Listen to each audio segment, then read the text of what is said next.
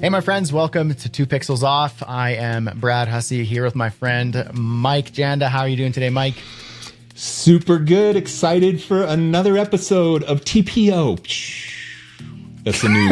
That's the new phrase. That's the new TPO. Zinger. Yeah, it's so good. Made it up good. On the spot. On the spot. I mean, you are really creative. I'll give you that. I know, it's crazy. It's craziness. Welcome to 2 Pixels Off, a podcast for creative entrepreneurs. I wanted to, we'll make sure to do a little housekeeping here. Thanks for listening to the show. We really appreciate it. It's so cool how many episodes we've done now.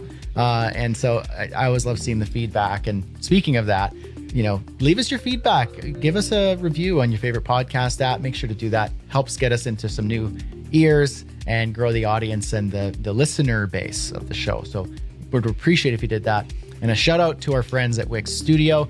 They make this podcast possible so that me and Mike get to just hang out every week for a couple hours and record. It's the best. It's the best. It's the best. Yeah. So big shout out to Wix Studio. In fact, one thing I want to mention about it is probably the time this episode comes out, it'll be accessible to everybody, which is the template marketplace. So one of the comments that people would make about Wix Studio in the past was there's not a lot of templates. There's not a lot of options. They have a handful of built-in ones in the tool, but there's not a lot of options to get started. And they actually launched the template marketplace with a lot of in-house templates that Wix Studio themselves designed, which are very, very good. But it's now open to the community and you could submit your own templates. So as an agency owner or a freelancer, if you've got good design chops or a good design team, you can build out some templates and sell them in the marketplace. And so now you got an additional revenue stream, but it also creates more, it just raises the whole platform up. So if you're starting off a site, and let's say, speaking of today's topic, which is niching or niching, and you want to build out a really nice restaurant site, well, you can look at the restaurant templates, and there's a lot, and there's even more as people submit them. And you could use it as your starting point. Or let's say you got a really good creative team and you build out a really nice site. You could take that site and convert it into a template, take out the specifics of the client and make it more general, convert that and submit it to the template marketplace, assign a price to it. And with 228 million users in the app market and in the marketplace, you can create a new revenue stream. So I just wanted to mention that because that to me is like a really cool new option, having those templates that are really nicely designed and hand selected and curated. It's not just like a general marketplace where you're just going to get a bunch of crud at the bottom. It's actually kind of vetted. You submit it and it gets approved, and it has to meet high standards so that everything in the marketplace is of a certain quality. So big shout out to Wix Studio. Make sure to check out the template marketplace. Submit your own templates too if you got some good creative work. And today, as I kind of mentioned, we're going to be talking about, now we're going to have a little back and forth on the pronunciation here, but niching, or as you might say, niching. To me, it depends what level hillbilly. What level hillbilly you are. If you're a hillbilly, it's niching for the hillbillies, niching for the higher class hillbillies, and niching for the hoity-toities. This is what it is. But it is all talking about the same thing. What do you say niching? Do you say niching? Legit niching. Yeah. You won't catch me saying niching unless I want to accommodate somebody else's mispronunciation. Niching. I said niching my whole life and I'm sticking with it. And I know I'm way less hoity-toity than you, so it fits for my brand. People will be like, oh, you're like posh spice. And I'm like dirty spice. Is there a dirty spice? I don't know. There is now. I know there was a. And you are. There was a posh spice, but I'm dirty spice. A little more homegrown, a little more rough around the edges. Get that smoked paprika spice. It's so good. It's so good. It's funny because I'll poke at it and say niching is the right way to say it, but I think niche is like a French word, or at least that's the way it presents itself. It probably is. I mean, let's Google it. Niche, is it French? The French niche, which is to make a nest. It's like kind of nested in there, which that kind of makes sense. And And so it's like a French word. And so for me in Canada, we've got French, it's a bilingual country. Most people don't speak French, but it's bilingual technically. And so we're familiar with everything's in English and in French. And my personal opinion of I always think it's interesting when you're talking to someone who's speaking English and like me, let's say I'm just talking, and then all of a sudden, if I say a French word, instead of just doing the Englishified or the Anglophone version of that word, if I just launch into being French, Brad, for that one word, it kind of seems a little bit funny. So I'm like, no, if you're speaking English, do the French, if you're speaking English, use the English pronunciation. If you're speaking French, obviously use the French pronunciation. That's just my personal thought on it. It just sounds a little funny when you're like, yeah, I really liked going to Montreal and we had a baguette, and you're like, just say baguette in Montreal. And that was their niche. Here's another one. Yeah, niche. And it was just their particular niche. And you're like, it's so silly, man. So you'd think if I'm consistent, I would say it's niche. But I don't know. I think it's just the way I said the word niche. It looks French. I don't know. Brad, I'm going to debate this to you. And then we're not going to spend a lot of time on here, but how do you pronounce niche? Is it niche or niche? This is on Merriam-Webster English Dictionary, widely regarded as authoritative. Okay. Yep. Merriam-Webster, widely regarded. And it says there's a debate about how you are supposed to pronounce niche. There are two common pronunciation variants, both of which are currently considered correct. Keep listening. Niche rhymes with sheesh, and niche rhymes with pitch. Niche is the more common one and the older of the two pronunciations. It is the only pronunciation given for the word in all English dictionaries until the 20th century, when niche was first listed as a pronunciation variant in Daniel Jones's English Pronunciation Dictionary, 1917. So interestingly, and I'm shocked I would have lost money on this bet, but niche is the older of the two pronunciations. Niche was 1917, became hoity-toity. And then it says something here, 2024, Brad pushed niche, hoity-toity, posh, something about being stuck up.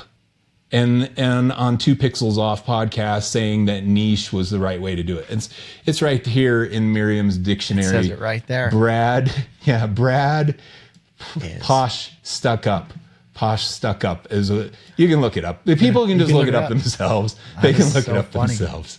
Yeah. That's hilarious. Yeah, I think that pronunciation has a longer tradition and history so niche has a longer history to it than niche. Interesting. Yeah.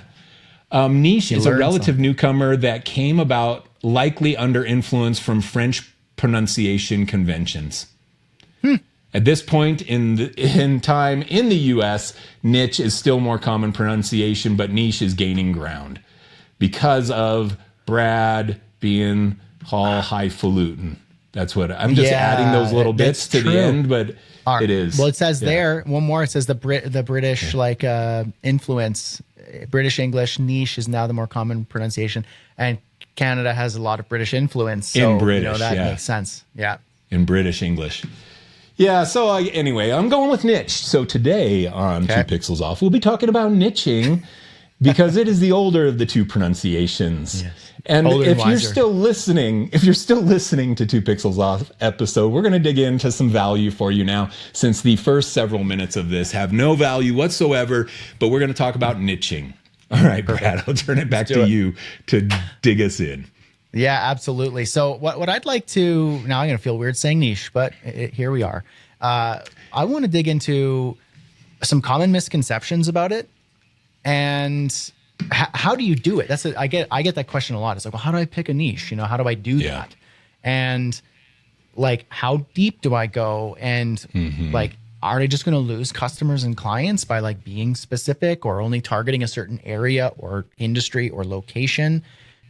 What is a niche? Is it an area of your geographic location, or is it an industry, or is it a skill? If I say I only use Wix Studio, is that me niching down? Or if I say I only serve people in Toronto, Ontario, Canada, is that a niche? Or is it only dentists? Like, what is it? Like, is there an objective truth to what it is? And when do you do it? What if you're doing fine being kind of general and open? Or is it like always better to then drill down and become more specific and niched? So I'd like to dig into those. And I think maybe what I'll pose to you here is, how do you actually niche or niche down? How do you start that? Okay, first of all, you say niche and I'll say niche, and then we're covering both bases. This is the beauty of 2 pixels off. You be consistently niche because you're posh and I'm hillbilly, and I'll be niche. Perfect. All right. Perfect. So how do you niche? I get asked this a lot too from people, because it is confusing. You should have a niche that you are filling. The beauty of niching is that the tighter your niche, the easier it is to market, the easier it is to say what you do. The broader your niche, the harder it is to market, the harder it is to say what you do. I'll give you an example. Somebody comes to you and they say, "Hey, Mike, you're a designer. What do you do?" "Oh, well, I design things. I design logos. I design websites. I design brochures. I design identity. I design anything that you need, anything a business needs. That's what I design." You need anything? That's the sales pitch at the end of it. Versus a niched business. "Hey, Mike, what do you do?"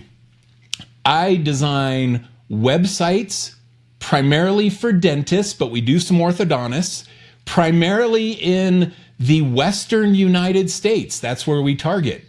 And we use a platform called Wix Studio that we build our websites on. We have all kinds of turnkey templates.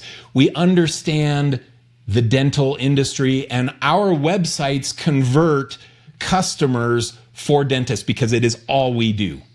You know any dentists that could use a new website that's going to convert better than what they have right now?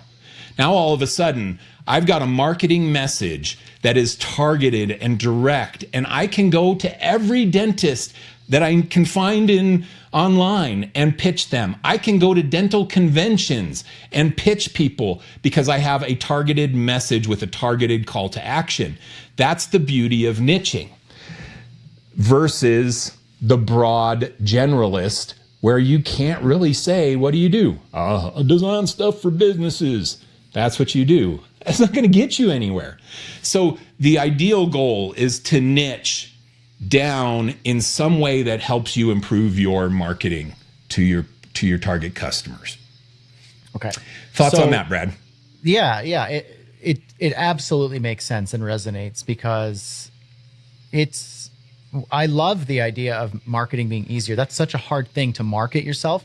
And a lot of the time when I'll have new students or new members in the community, or, joining up on my email list, sending me a message, they'll say like, "When do I niche down? And how do I market myself?" And you go, well, Tim Ferriss has this saying, and I'm not going to get it exactly right, but his idea is solve the one big problem that by solving that problem, all other problems thereafter become either irrelevant or less necessary to deal with. So basically it's like, you look at what's the big kahuna, or the big problem, the big domino that is just going to like make all the rest of it like, oh, it doesn't really matter. Like those other problems I had are now irrelevant, or like, whatever, it doesn't matter anymore. So you're like, oh, how do I market? What should my price be? Should it be 1,000, or should it be 999? Or I heard maybe if you do 97, that 7 has some sort of psychological effect. And then, okay, but then should I do it on this platform? Or I heard like, there's Wix Studio, but then there's also Webflow, and there's also Framer, and then other people are talking about other things. And so should I do this one and this one? And then you're like, whoa, like, hold on. Like, who do you do this for? You're like, well, anyone who's like willing to give me money for anything.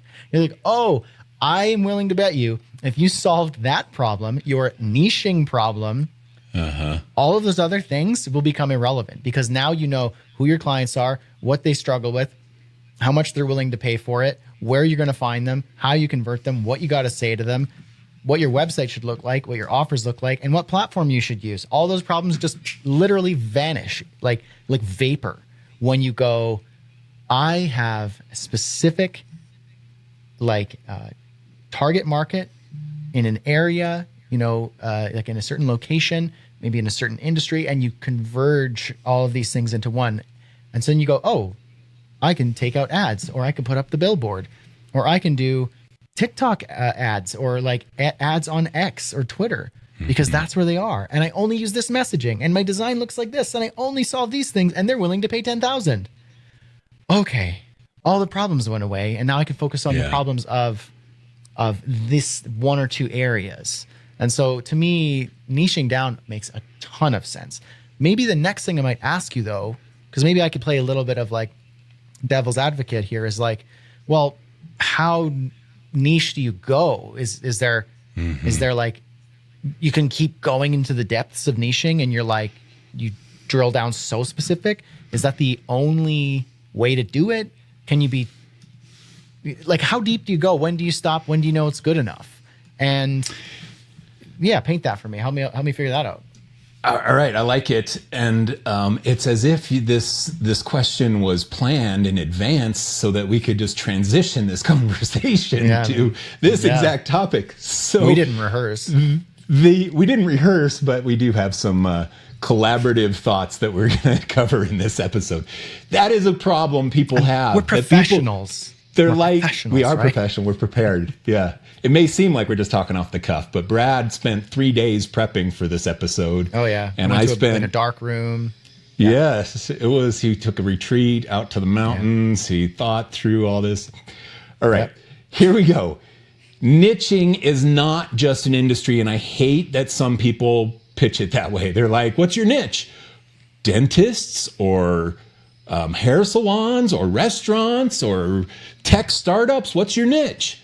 That's not always what it is. It's not always an industry that you're serving. There are a variety of different categories that you can choose to niche in. And there's a thing that I call the niche funnel that takes these different things. The more of them that you fill, the tighter the funnel goes. Let's give you an example. You can niche by service offering. Like you can be a logo designer, a web designer, a SEO expert, a digital advertising expert. You can choose a service, and that is part of the first things that you'll niche in. You can choose an industry to niche in. You can choose the ones that I just mentioned, restaurants and dentists and lawyers and whatever industry you want to serve, tech startups or tech industry, consumer products, food and beverage. There's so many different industries. You can choose an industry if you choose to have an industry be part of the things that you're niching on. You can choose a location. You can just do work in your hometown. You can be the best designer in your hometown and all of the local businesses go to you. Or you can niche into just the United States or just London or just Paris or just Europe or just Canada. You can choose a niche in location. You can niche by budget. I only do projects in the $8,000 to $10,000 range. That's all I take.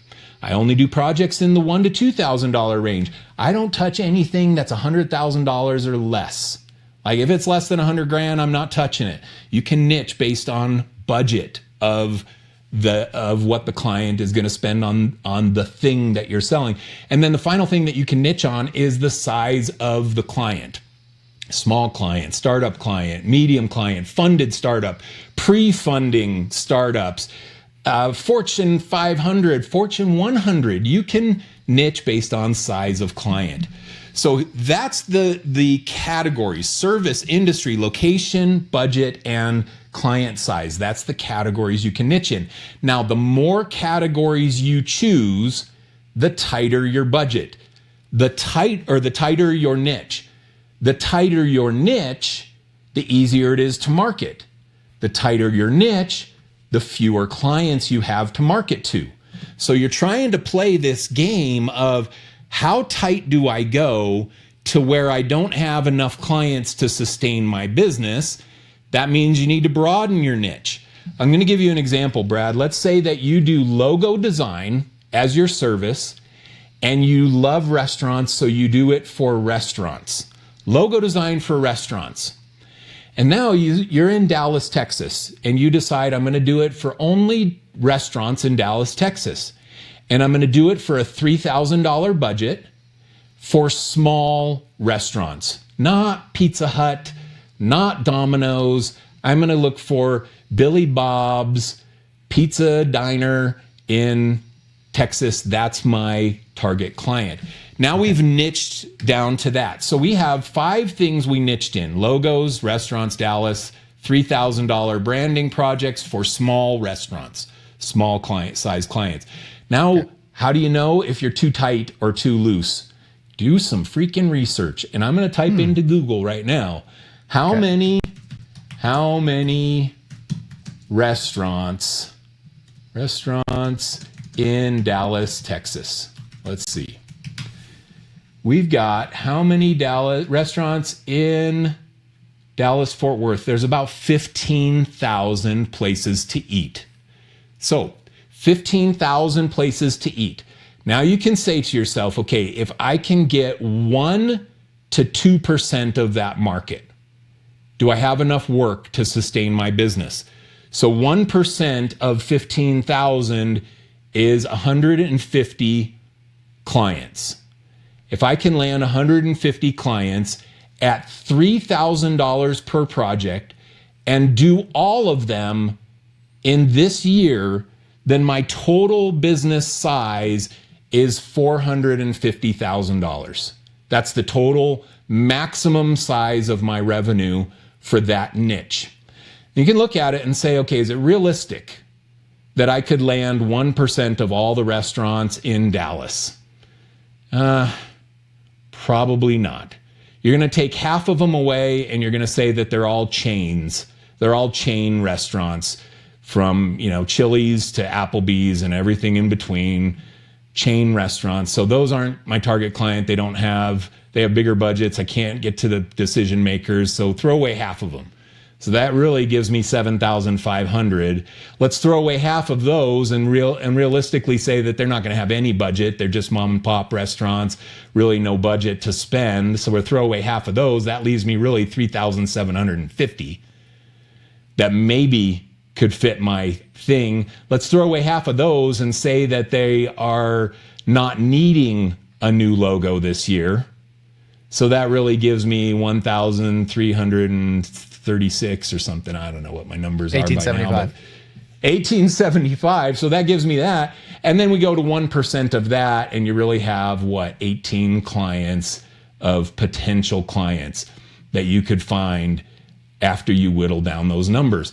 It's a numbers game like this. So you look at that and you say, okay, 1875, I can get 1% of them. I can get 18 clients that at $3,000 this year.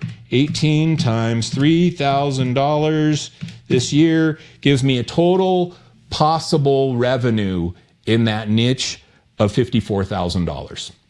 It's not going to cut it. Because truthfully, you're probably not going to land 1% of them. You're going to have to do a ton of marketing to get those clients. It's going to be a lot of work. Maybe you could do it, maybe you couldn't, but even that revenue number isn't enough. So what do? You broaden the niche. You take out something. And let's take out location. As soon as we remove Dallas from that location thing and we say, how many restaurants in the United States? How many restaurants in the USA?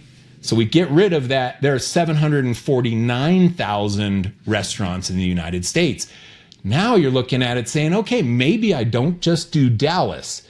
Now I have, instead of 15,000 as my starting number, I have 749,000, and I do the same thing. Throw away half of them for being chains. Throw away another half of them for being too big that they are not needing a logo, throw away half of those. You just use some criteria and whittle it down to a realistic number. And in this number, if you were going to target restaurants that need a new logo with a $3,000 budget that they're willing to spend, and they're small restaurants, I would say, based on $749,000 at the start, that with that offer, you probably are going to find enough clients to sustain your business, and that is a viable niche.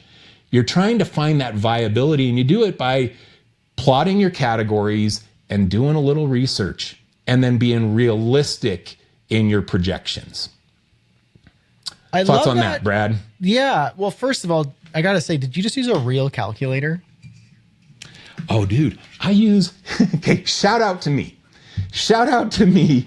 I've got a real calculator here. Yeah, man, this is what we do when we're 50 something. We use a real calculator. Good. It's solar powered. Okay. Saving the environment. When I sold my, yeah, man, this is no greenhouse emissions on this business here. I'm trying to be carbon neutral. Is that what they say? Carbon neutral? Yeah, that's what I'm trying to be. And you're using, what are you using? Your freaking phone, which has a lithium ion battery. And if this is your calculator, then the lithium ion battery, how much greenhouse gases were emitted to create your lithium ion battery? You freaking don't care about, you don't care about the environment. And I do, because of this right here, baby. This right here, this calculator. So yes, rip on me all you want, but you're welcome, environment. I got to one-up you. You know what I got to get? I got to get myself one of those like old-fashioned accounting typewriter calculators that like print out the paper. Oh, so good. I got to do that. You should. You should get one of those. I'm going to get one of those accounting hats too. Yeah. This studio here is going to get more and more old school. It's just going to be like an old-fashioned library by the end of it with me smoking a pipe. That's what it'd be. You got the mustache for it right now. You just got to change your hat to like some kind of a fedora of some sort. This is great. This episode took a turn for the better, I think. It did. Okay, let me tell you something. Defending this calculator, when I sold my agency, I had like 20 of these. Everybody had this calculator on their desk. I bought a whole bunch of them one time. And so I have there's these sitting in every drawer in my house, man. I got one of these calculators. So great. I just it's got big fat buttons, and I could just picture Mike as the boss and like, guys, it was a banner year this year. Everybody gets a bonus. Check your cupboards. Come on. Pull that out, and everyone's got a Casio calculator, solar powered. It is Casio. Lunch is on me today. Calculating lunch prices. I love it. Rip on me all you want. I'm ripping on you, but you know what? We did lunch every Friday. I paid for my team's lunch. And you calculated that like a boss. I probably did. I calculated the cost of that, the value. I did the cost benefit analysis on that this very calculator right now. I used to use a calculator when I was a kid too, so I get it. I can appreciate it. I'm that middle generation where I remember the olden days, but I'm kind of like that linchpin between there was no internet and there is all internet. I'm kind of like that middle generation there, where I have a hand in both universes. I remember I'm the generation that I remember having a black and white TV, and I remember when we got our first microwave. So there you go. Yeah. History. Yeah. So you asked me a question about something. And what are your thoughts on this, on the idea of niche funnels and doing some of that actual research to determine how tight you niche? I love it. We talked about probably in like episode 1 or 2, where the language of business is numbers. And here we are in the vernacular of business, speaking the language, which is numbers. So niching down is not, what are my feelings? And I like animals, so my web design business is the animal web design business. You're like, okay, good. That's fine. That's one factor. You should probably like to some degree, the industry you work with, but you got to like do some research, like speak the language, find out how many are there and how do you adjust that? Because it's not just about feelings. It's about like the factual information, the data. Like, do they exist? How many? And you have to have enough to sustain it. So for example, I just did a little research there. I like barbecue deeply. That's probably the number one food of all time. Like real barbecue.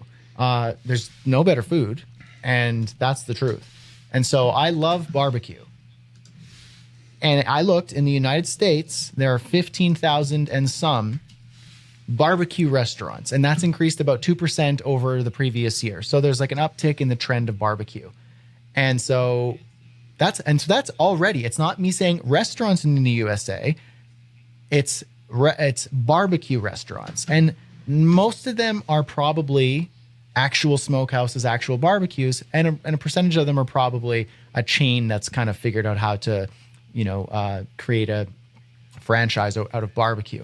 But like barbecue, people who like barbecue, they want barbecue. They want like the Texas smokehouse. They want like that Southern food, the big popularity in Canada too with barbecue. And so out of that 50,000, maybe we do the math and go, well, that's a lot of restaurants and they all have common needs, common language, common problems. And maybe we'll cut that in half to say, instead of, maybe there's some chains in there and maybe some that don't need your services, but we don't have to shave off as much because we're not creating a broad niche of restaurants. We already niched it down to say only the barbecue ones. So we already got a number to start with, 15,000. Let's say 7,000 of those are actually the market I'm looking for. Well, of those 7,000, if there's, let's say 1% to 2%, let's say there's 70 to 140 of them who need your services. You can go, okay, well, let's just split somewhere in the middle and say 100. And let's say you're offering $3,000. You're like, okay, well, that's a $300,000 assuming per year business. This is me saying I'm getting 100 customers a year. Is that possible? Yes. Is that something I could tackle? I think so. But now you can play with your factors a little bit. Maybe you go, maybe it's not $3,000. Maybe it's $5,000. And so now you're looking at more of a, $500,000 a year business. Or maybe you recognize the barbecue shops, like they're homegrown, they're family run, like they're not just dropping $5,000 a year on you in projects that are one-off. Maybe you adopt more of a subscription style model and it's $500 a month. And that brings you your $6,000 a year value per client. So if you've got 70 to 100 people paying you $6,000 a year, well, there's your $400,000 to $600,000 a year barbecue brand business.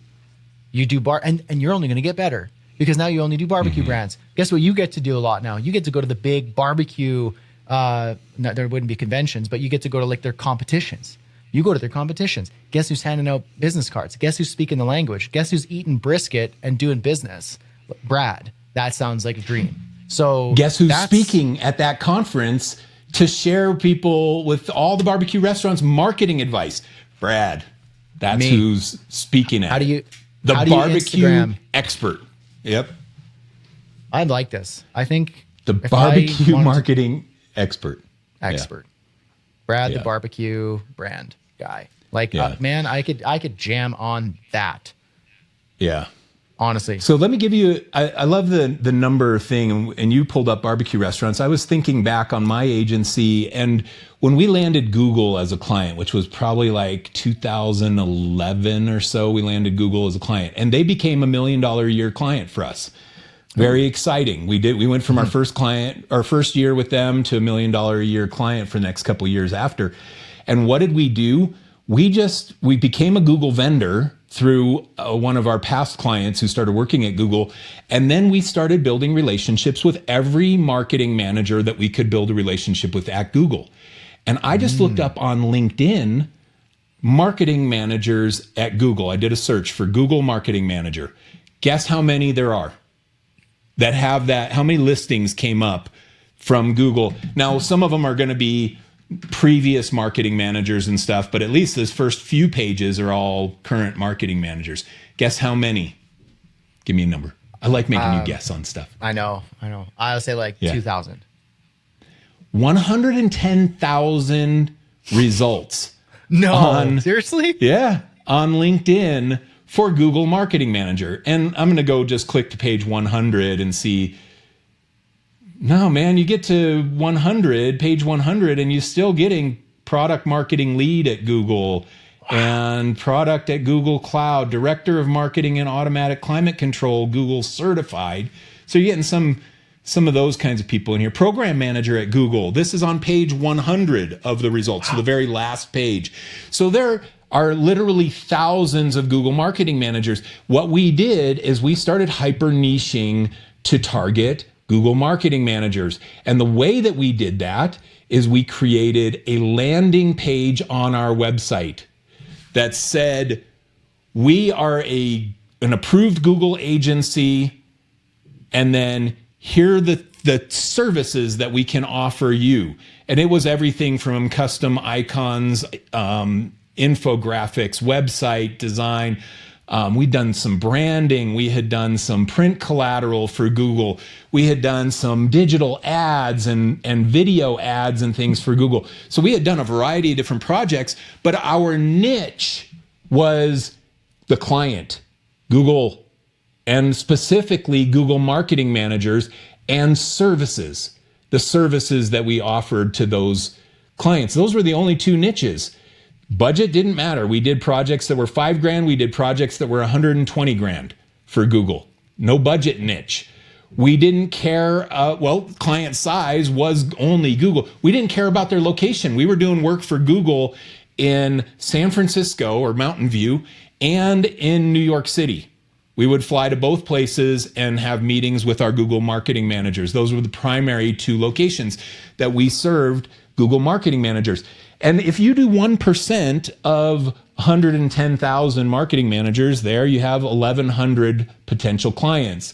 Now throw away half of them for already having a agency they're working with. So now you've got 550,000. Let's throw away half of those for not needing our specific services. Now you've got 275 clients.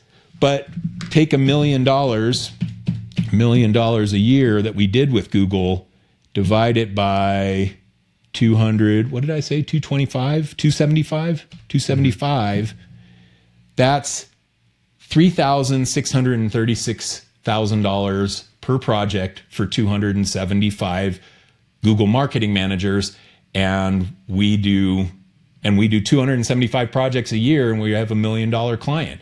Now, some of those projects were, like I said, 50, 60, 70 grand. We had something that was 100 plus for Google.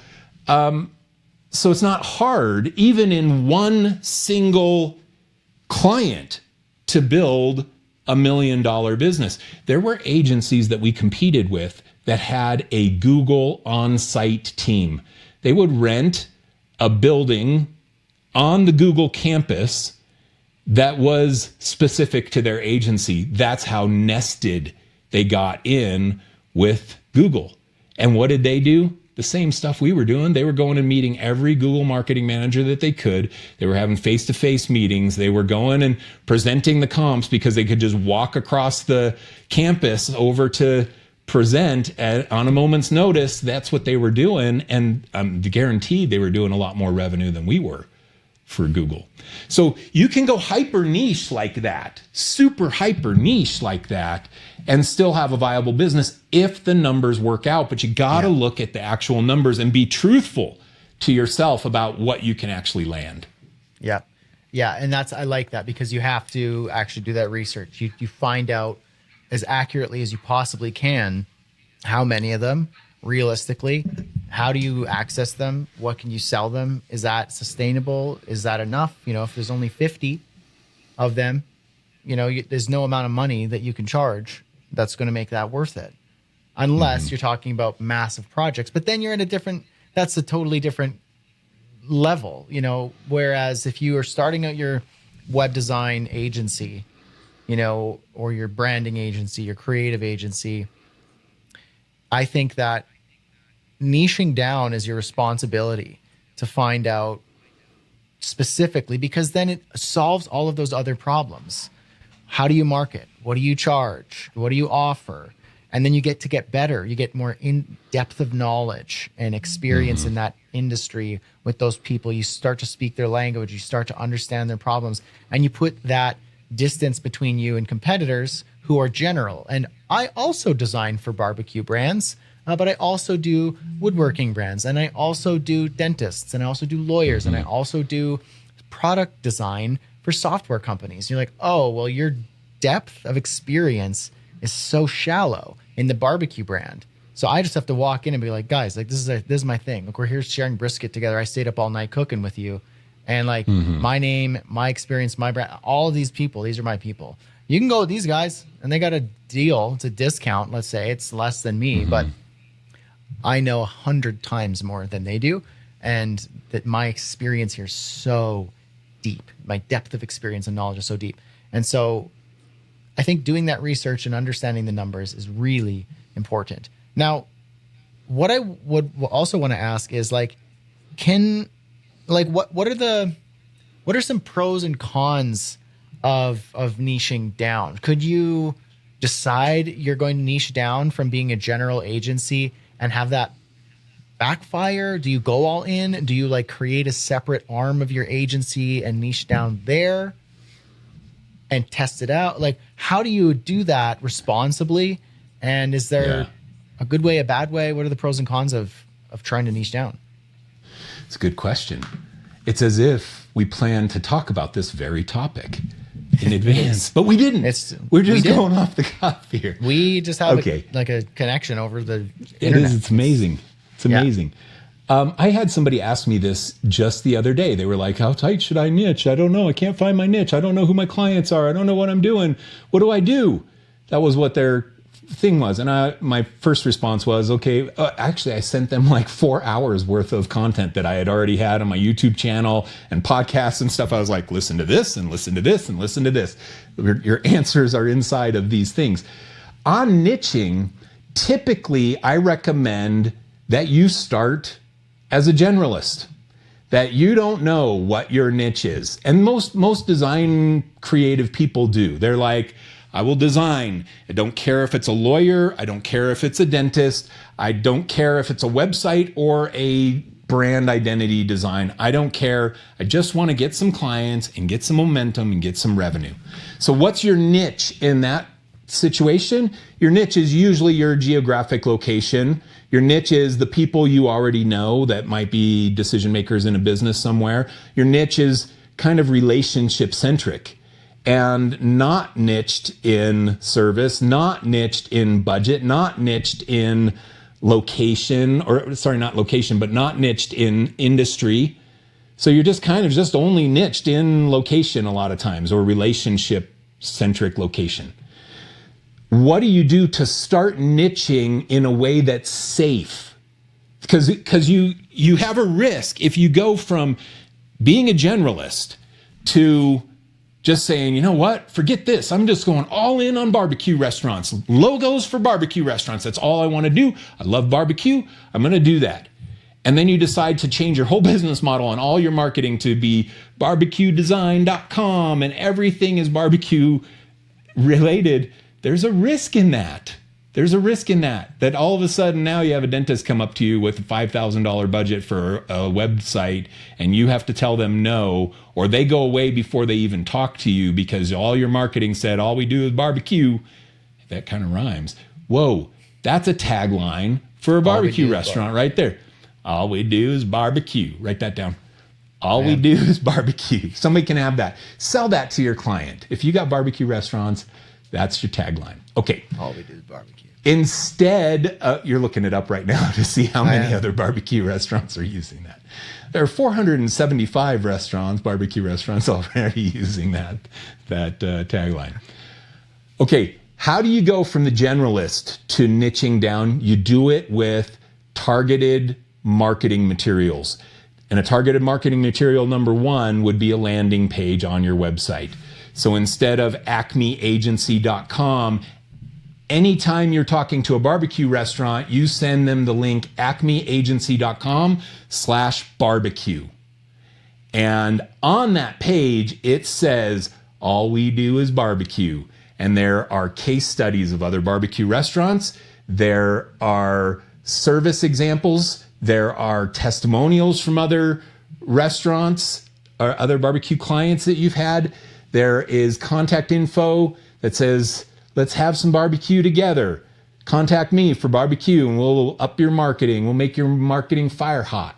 You know, whatever kind of barbecue-y style thing you do, you're going to do it on a landing page. Now, this keeps your general homepage there for the general clients that come. But the barbecue niche is there. You might have another landing page that is for restaurants in general. And you might have one more that is for breweries. So you have 3 landing pages: barbecue, restaurants, and breweries. Now, anytime you're talking to a restaurant, you send them to the restaurant landing page. Anytime you're talking to a brewery, you send them to the brewery page. And again, it is case studies, testimonials, and service listings of exactly what you do for that industry. Now you have those 3 landing pages. You're driving your traffic specific to those landing pages for those target customers, but you haven't alienated anybody because your homepage still says Generalist. Over the next 2 years, 5 years, 20 years, however long it takes, you're going to track the quantity of projects you get from any of these targeted niches. And once you start seeing that barbecue restaurants are generating $1 million a year to your business, and breweries and restaurants and dentists and lawyers are contributing $100,000 per year to your business, you'll look at that and say, it doesn't make sense anymore to do those. I'm going all in on barbecue, and you change your homepage to be all we do is barbecue. That's the safe way to start niching without the risk of alienating any potential client that comes to you. And that's usually the way that I recommend people kind of migrate into a niche. What are your thoughts on that, Bradley? I like that, Michael. I think it's a wise and prudent way of approaching it. And I think that it makes a lot of sense. And in practice, like if I'm using, so you could really do this really easily in Wix Studio. It's like you create your homepage, and you can create a variation of your homepage, or you could duplicate your page. And heck, you could even, the way I would do it to make it even more efficient is I would create my general homepage, and I would create a template, like a dynamic page that's just like called the industry page or something. Mm-hmm. And I would make the entire page have dynamic pieces of content on it, from the headline, subheadline, pricing, service list, case studies, testimonials, all the pieces that you would put on that page. And I would pull from a database, the CMS, and say, whenever I pull up this page, let's just call it /industry, and I put like a specific link on that or query string. I won't get too technical, but if I were to send, say, a barbecue client to that page, I could say, send them to the barbecue version of that dynamic page. And I'm not creating like 5 or 10 different individual pages that I have to manage. All I'm doing is managing the collection of data. Whenever the barbecue client sees that page, pull out of the database the barbecue information with the case studies, testimonials, service list, prices, branding, even colors. Boom. Oh, a dentist came through. That page is dynamically switched to the dentist or the lawyer, or the breweries.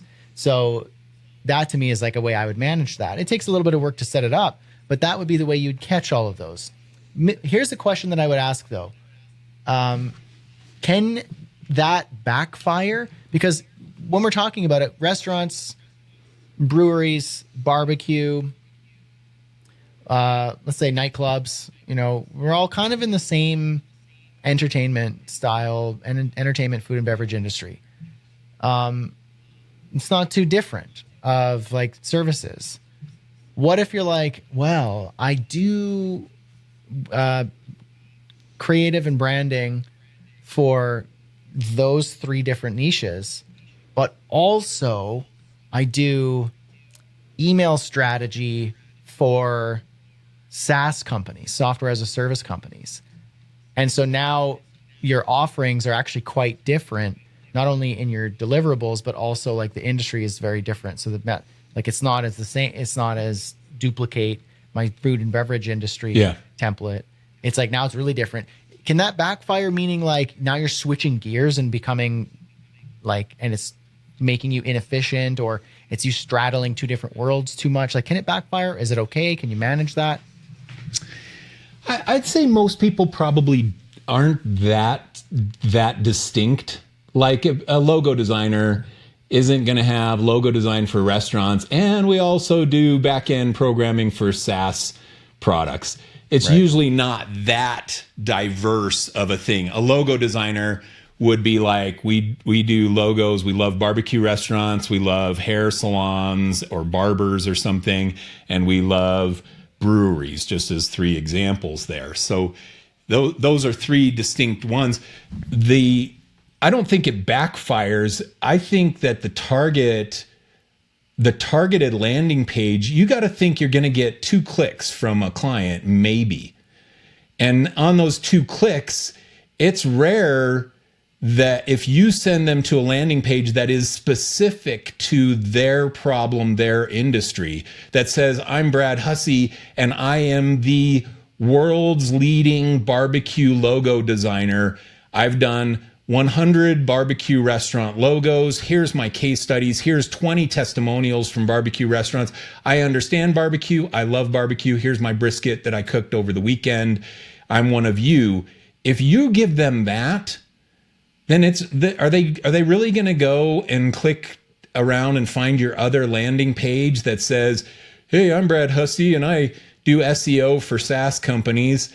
It's kind of rare that they're going to go that deep. Most of the time, somebody's shopping for your services they're going to get confirmation that you are the right choice. You position yourself as that expert.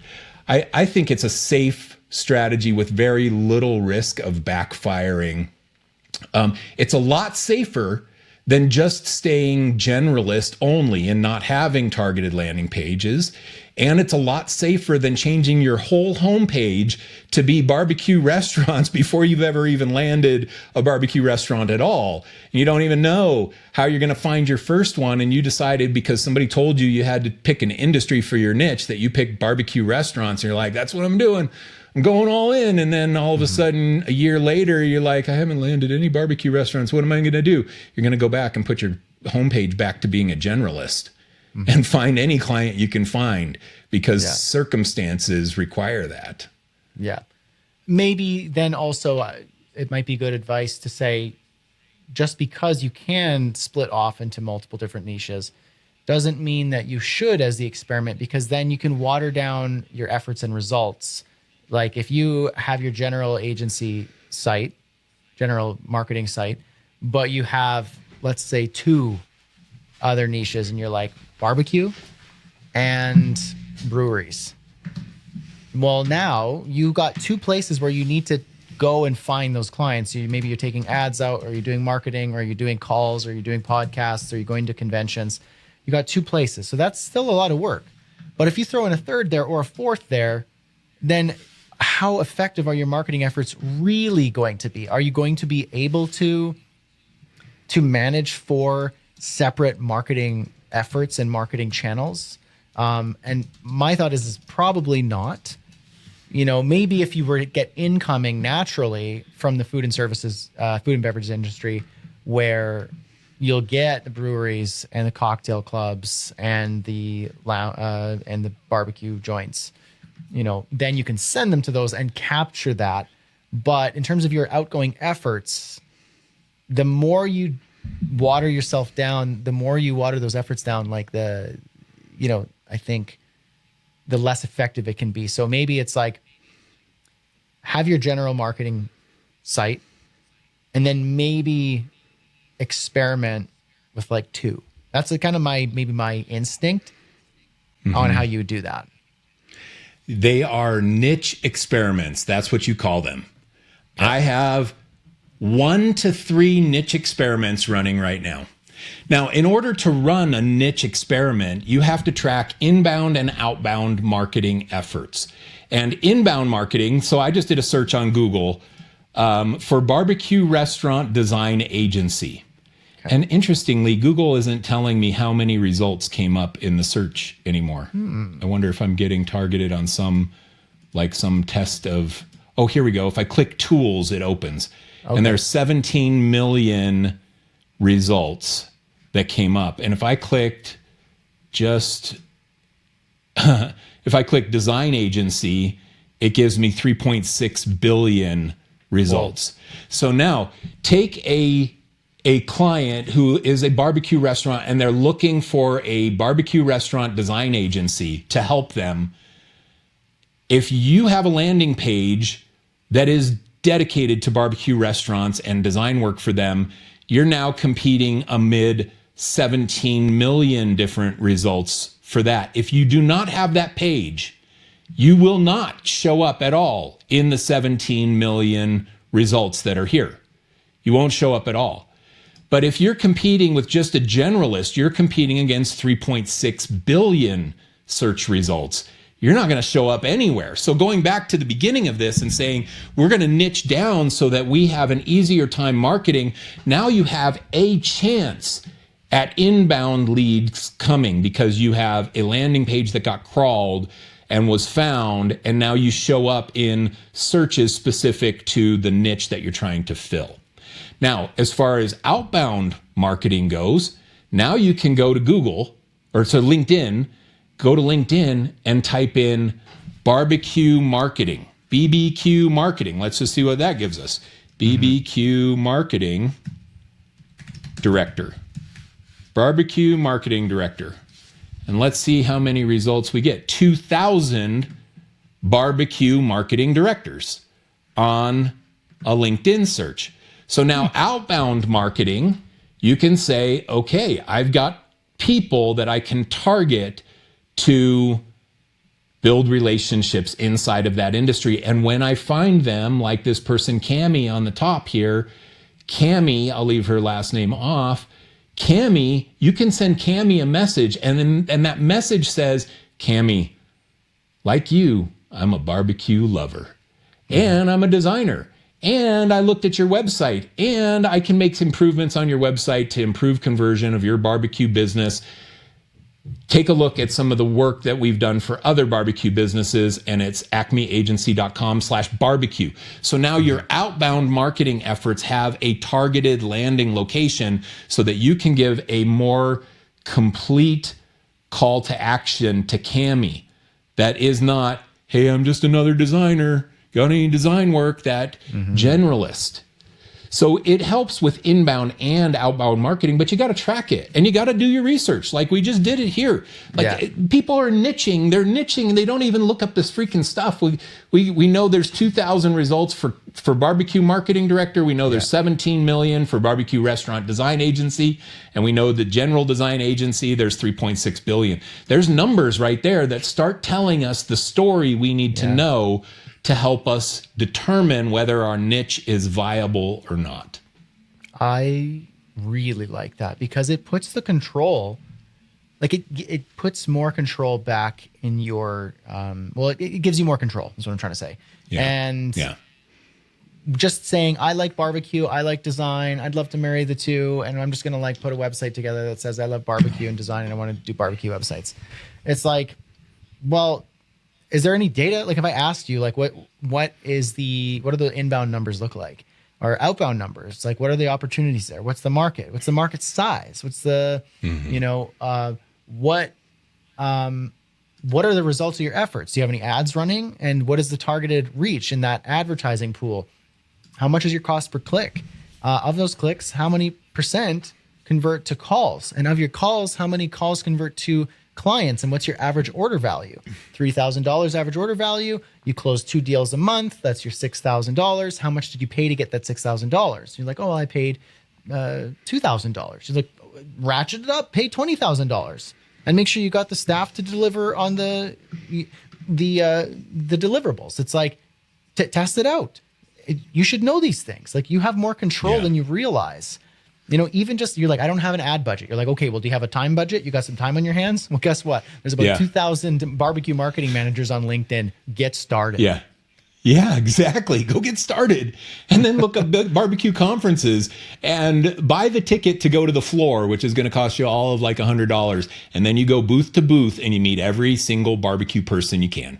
Yep. That's what you start doing. You've got to build relationships inside of that. It's not just going to come to you. So I love all those little data points that you said. And if you don't have those at the start because you haven't done it yet, then you do projections. You do projections and you say to yourself, okay, there's 2,000 marketing managers. I'm going to offer something that I'm going to offer $3,000 logo projects, and I'm going to offer $3,000 a month social media management for barbecue restaurants. Those are my two key offers. How many logos do I have to close each year? How many social media engagements do I have to close each year to be able to make the business generate the revenue that I want? And now I have 2,000 target clients that I can go start working to try and build those relationships to generate that revenue. And you'll know at the end, okay, I have, $3,000 a month, 36,000 that I can make off of the social media stuff. I'll be happy with 10 making $360,000 a year. If I can get 10 clients, 10 barbecue restaurants that pay me $3,000 a month, that's a $360,000 a year business, and I have 2,000 LinkedIn search results that I can start working. Is it realistic that I can close 10 of those people? And I can tell you right now, if you have the right marketing in place, it is realistic. You can do that. The people are there. The data is there. You can do this, but you can't just say to yourself, I think I like fishing and I like designing logos. So I'm gonna design fishing logos. That's what I'm gonna do. Coo. And then you go and you start that business not knowing that there's no market for it. Or maybe there is. Maybe there is a market for it. But you got to do the research. Plano brands. You've got Yeti. You've got all the outdoor brands. You've got Cabela's or Cabela's. You've got Cabela's. You got Bass Pro Shops. Yeah. You got tons of brands in this industry, and so you can you could look outdoor brands, adventure brands. I mean, you could look into that, and you can even go niche within that, and then look in that. It's just like when you Googled like marketing agencies, and there's like billions of results on the Google pages. Whereas if you said like barbecue marketing agencies, then you whittled that down a lot. Yeah. And then you could, how many restaurants are there, or how many barbecue companies are there in the USA and Canada? How many marketing managers work at barbecue companies like Traeger, like Oklahoma Joe's, like the small shops, Phil's Barbecue. You got design and marketing and branding staff at all of the bigger Texas shops and barbecue joints. Like, it's a big industry, and if you just need a small piece of that pie, but you got to know the numbers. You can't just guess. You can't just shoot in the dark. You got to know where are they hanging out? Where are their conferences? What do they listen to? What do they watch? What do they buy? What do they like? All of that. And you have more control than you realize. And I think it's just the ignorance, meaning, I mean this in like a good way. It's like if you're ignorant, like you don't actually know how possible it is. But the more you know, the more knowledge you have, which is like what we're doing right now, is giving you that aha moment, maybe a paradigm shift, that any industry you're looking into, any niche, any size, you could put that puzzle piece together, go do some research, validate it, maybe create some projections, and get started on it. And you could actually realistically build a business model that could really do well for you, or not. It's not a guessing game. It's not luck. You're not just like throwing a dice out there and hoping for the odds to be in your favor. It's actually real, tangible effort that you can put in to get a result. It's like you could actually just do it. And it's like, that's so empowering to know you can get started on it. You knew the numbers, you put in that effort, you see the results, you measure that, calculate the ROI, all of it. It's like, it's such an exciting thing to me when you start to learn the language of business and you learn these puzzle pieces, and it makes it all seem so much more possible. A great summation of this episode about niching. Thank you, Brad. It's do your freaking research. That goes back to episode 1 of TPO. the episode 1, it's like business by the data. So start looking at the freaking numbers. Don't hide from that stuff. Yeah. And do those projections. Absolutely. Awesome. Well, okay, I love this episode. I This did was too. fun. I really did. Yeah. It made me hungry. Yeah, barbecue. Hey, it's lunchtime for both of us right now. So It is. that's happening. And I can tell you, It's I'm happening. actually next Friday, I am cooking a brisket. That's for real. You are. So wow. I am excited Good for you. about that. I'm going to be practicing what I preach. Before we get down the wormhole of barbecue any further, I want to thank everybody for listening, hanging out. Hopefully we made you hungry, not only for brisket and barbecue, but also for business and growing it and knowing that you got a lot more power than you realize. And Fancy clothes. Fancy. Isn't that, didn't I tie I that like it. You nice? brought it together, man. Look at that. Make you hungry So for it's like- business? What?